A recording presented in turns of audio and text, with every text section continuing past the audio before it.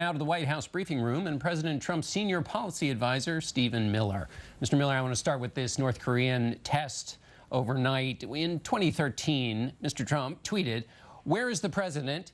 It is time for him to come on TV and show strength against the repeated threats from North Korea."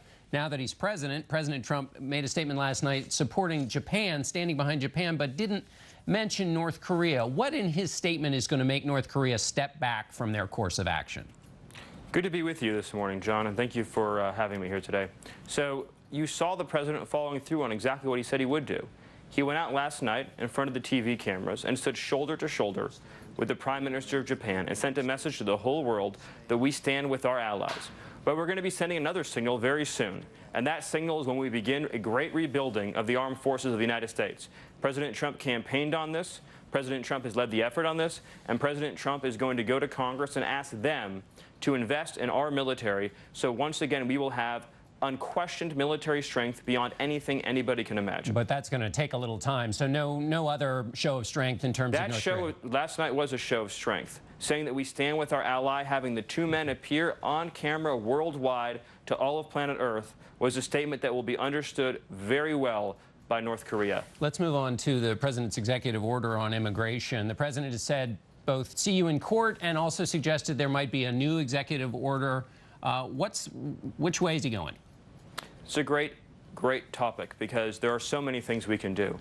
For one thing, we can take the case to the Supreme Court on the emergency stay. We can go back to the district court and we can have a hearing on the merits. We can go to the bank have it heard on bank, or if we want to, we can also continue the appeal with a panel.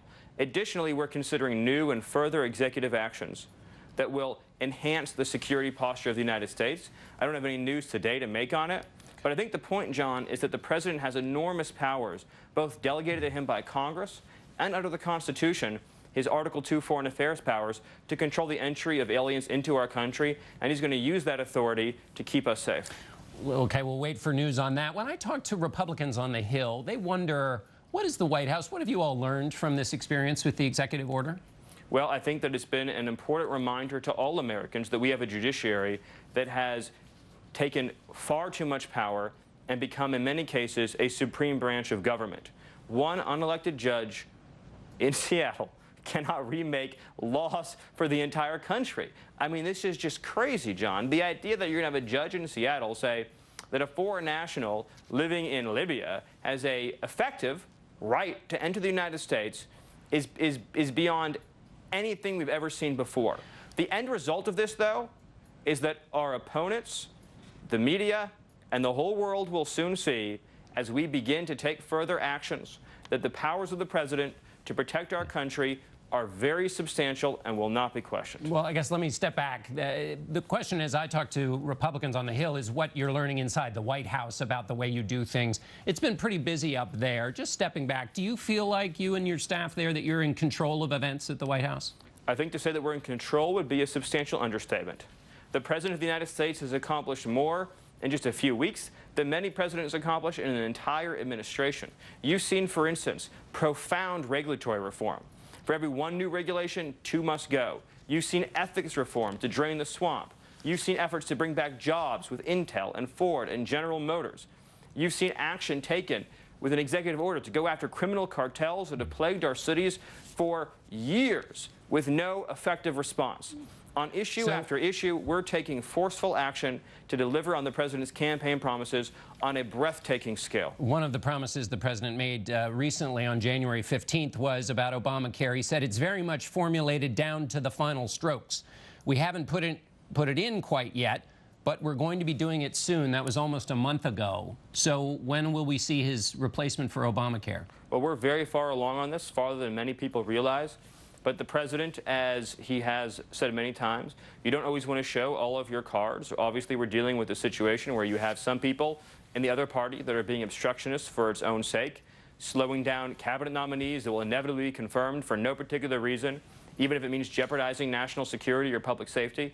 But we have a plan that we're putting into motion now, Some elements of it you're already familiar with. We campaigned on talking about things like health savings accounts, and we look forward to presenting more details to the American public very soon. Let me ask you about immigration raids that have taken place to bring in people who've broken the law and criminals. Also, in those raids, there's been some people whose only breaking of the law is being here illegally. When the president was asked about this recently in an interview, he said about those who are here illegally, and that's the only law they've broken, they shouldn't be very worried. I do have a big heart. We're going to take care of everybody.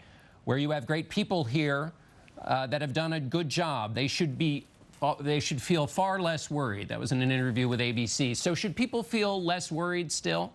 Well, is there a specific case that you're referring to? No, I just mean in general. The president said that people should feel less worried. I mean that when you're talking about particular deportation cases that you feel...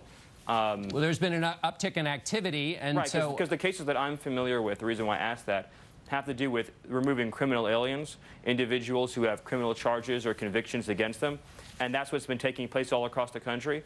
And the effect of that is going to be saving many American lives, American property, and American safety. But in terms of but they should, people who have not committed any crime other than being here illegally should still feel less worried. That still is in operation. Look, it's not for me to tell people how to feel or how not to feel. We're in the process of removing criminal aliens from this country and enforcing our immigration laws and keeping the public safe.